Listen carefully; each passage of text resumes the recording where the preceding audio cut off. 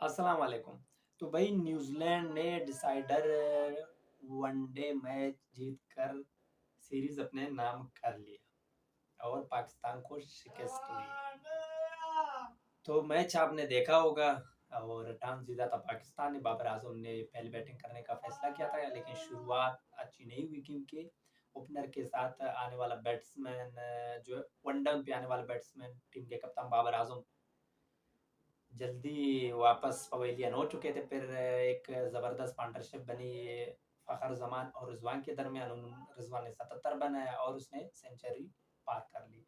तो फिर आरिस ने थोड़ी बहुत कंट्रीब्यूट किया। उसके बाद जो है सलमान आगा की शानदार बैटिंग, जिन्होंने 43 बनाए 39 गेंदों पर, और उनकी 43 की वजह से जो है पाकिस्तान 280 का हदफ देने में कामयाब हुआ। और एक बड़ा हदफ लग रहा था, लेकिन मुझे नहीं लगा कि भाई न्यूजीलैंड ये चेस कर पाएगा, क्योंकि पिछले 2 मैचेस में देखा जाए न्यूजीलैंड ने शानदार कमबैक किया था पिछले मैच में, पहला हार के दूसरे में। लेकिन पाकिस्तान की बॉलिंग लाइन, नसीम शाह तो बहुत फॉर्म में पिछले 2 मैचों में।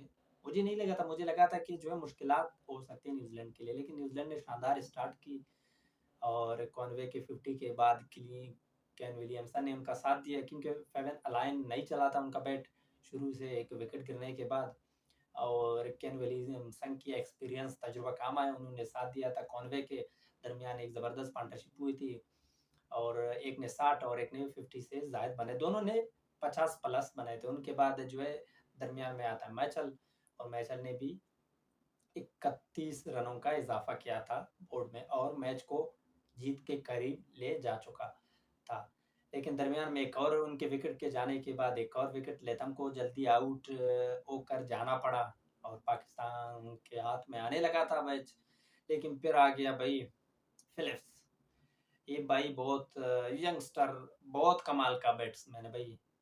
T20 वर्ल्ड कप में आपने देखा था इनके मैचेस, जब आता है तो पहले गेंद से इनको पिटाई करने का बहुत शौक है। जो भी बॉलर इनके सामने आ जाता है, चाहे वो फास्ट बॉलर हो या स्पिन हो, पिच चाहे पाकिस्तान का हो या न्यूजीलैंड का हो या ऑस्ट्रेलिया का हो, इनको पिटाई करने का बहुत शौक है और एक पिटाई शुरू से स्टार्ट कर लेता है। जब इनके सामने किसी का जो है सामना हो जाता है तो फिर ये नहीं छोड़ता किसी को भाई, चाहे कोई भी हो, स्पिनर हो या फास्टर। तो इन्होंने मैच इस टाइम बिल्कुल जब मैच आउट हुआ था, उनके बाद लेथम आउट हुआ था, तो मुझे लगा था कि जो है बल्कि 68% नहीं बल्कि 70% पाकिस्तान की हक में जा रहा था मैच।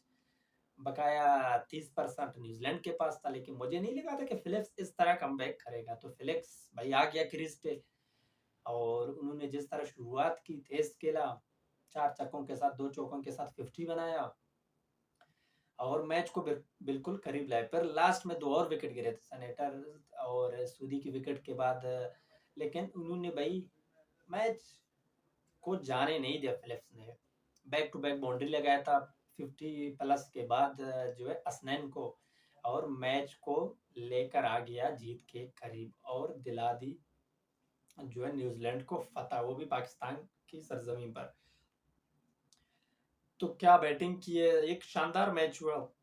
पाकिस्तान पहला मैच जीतने के बाद फिर दूसरा मैच में चेस करने में काम नाकाम रहा 250 प्लस, और अब 280 भी न्यूजीलैंड ने चेस कर लिया। और all credit goes to New Zealand team, उनके बॉलर, उनके ओपनर, उनके बैट्समैन और खासकर फिलिप्स।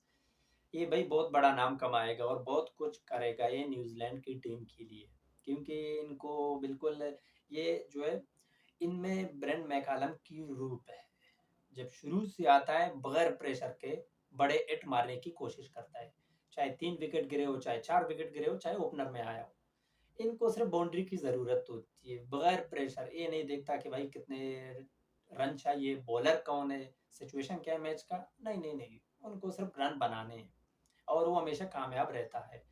एक ज़बरदस्त जो है प्लेयर है और फ्यूचर स्टार है न्यूजीलैंड का। ये बहुत कुछ इंशाल्लाह कर पाएंगे, उम्मीद है न्यूजीलैंड के लिए। तो भाई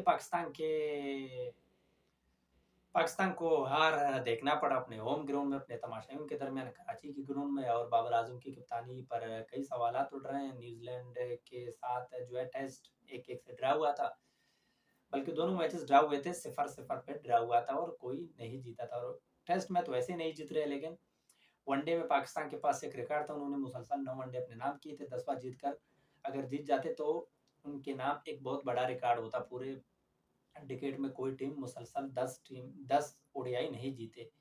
लेकिन इनके पास एक मौका था, लेकिन न्यूजीलैंड पे आ गया दरमियान में और न्यूजीलैंड ने जो है वो रिकॉर्ड तोड़-फोड़ के रख दिया। 9 जीतने के बाद 10वां जीतने नहीं दिया और 11वां भी न्यूजीलैंड ने जीता। मतलब 9 मुसलसल उन्होंने जीते थे, उन्होंने अपना रिकॉर्ड बराबर कर दिया, लेकिन रिकॉर्ड बढ़ाने में नाकाम रहे। और बाबर आजम की कप्तानी पर लोग तनकीद कर रहे हैं, क्योंकि पिछले 3 बाबर आजम वाहिद प्लेयर है 3 ओडीआई मैच में मुसलसल 3 मैचों में स्टंप हो चुका है। तो एक बहुत बड़ी बीमारी है स्टंप की। मुसलसल 3 मैचों में 3 स्टंप, और टीम भी हार गई और लोग तनकीद भी कर रहे हैं कि भाई बाबर आजम ठीक है, खुद फॉर्म में है, स्कोर बना रहा है, लेकिन टीम नहीं जीत पा रही। तो मेरे व्यूज के मुताबिक ठीक है, बाबर आजम को भाई रहने, वनडे का तो कप्तान रहने दो, ठीक है। वनडे में अगर टी20 में भी ठीक है फिलहाल, लेकिन टेस्ट में मुझे लगता है कि उनको हटा के सरफराज को लाना चाहिए टेस्ट की कप्तानी में। टेस्ट की कप्तानी उनको सौंप दी जाए सरफराज को, क्योंकि पिछले हफ्ते जब मैचेस हो रहे थे टेस्ट के, तो 350 एक सेंचुरी उन्होंने मारा था न्यूजीलैंड के खिलाफ। और वो टेस्ट में सही है भाई, उनका टेस्ट में जगह बनता है तो टेस्ट उनके हवाले कर दो, अगर वनडे और टी20 में उनकी जगह नहीं बनती।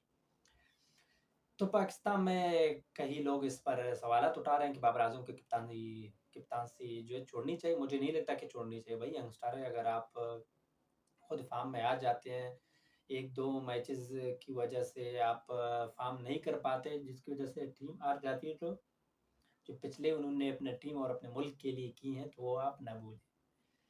लेकिन पाकिस्तान के बैट्समैन मुश्किलात होते रहते हैं, और उनके सार जो है टीम के ज़िम्मेदार बाबर आज़म और रिज़वान है, जब इनका बैट चल जाता है तो ठीक है, नहीं चलता तो बाकी भी नहीं चलते। तो ऐसा भी नहीं होना चाहिए ना, जब आपकी पूरी टीम में 2 ही ऐसे खिलाड़ी हैं जो हमेशा परफ़ॉर्म करके आ जाते हैं, तो फिर आप कहते हो इनको भी हटा दो, तो फिर आप उनके फैन्स नहीं है और ना ही आप क्रिकेट के बारे में जानते हैं। अब देखते हैं क्रिकेट बोर्ड क्या फैसला करेगी कि उनको कप्तानी जारी रखेंगे या जो है स्टेप डाउन हो जाएँगे कप्तान से। तो इंशाल्लाह इस पर मज़ीद बात करेंगे। और बहुत-बहुत मुबारक हो न्यूज़ीलैंड की टीम को, उन्होंने एक शानदार कमबैक किया था। पहला मैच हारने के बाद दोनों मुसलसल जीत के सीरीज़ अपने नाम कर लिया, और एक बहुत बड़ा रिकॉर्ड है उनके नाम। एक बड़ी खुशी की बात है कि उन्होंने अपने होम ग्राउंड पे वर्ल्ड कप से पहले जो है सीरीज़ थी 3 मुल्कों का, वो हार गए थे। 1 मैच जीता था और फाइनल, और 1 राउंड मैच हार गए थे पाकिस्तान से। लेकिन इधर उन्होंने अपने घर में हारने का बदला आके इनके घर में ले लिया। तो बदला कैसे लेते हैं ये कीवीज़ ने बता दिया। और केन विलियमसन कामयाब रहा, अब तक का सबसे कामयाब कप्तान न्यूजीलैंड का। और उनको बहुत-बहुत मुबारक हो।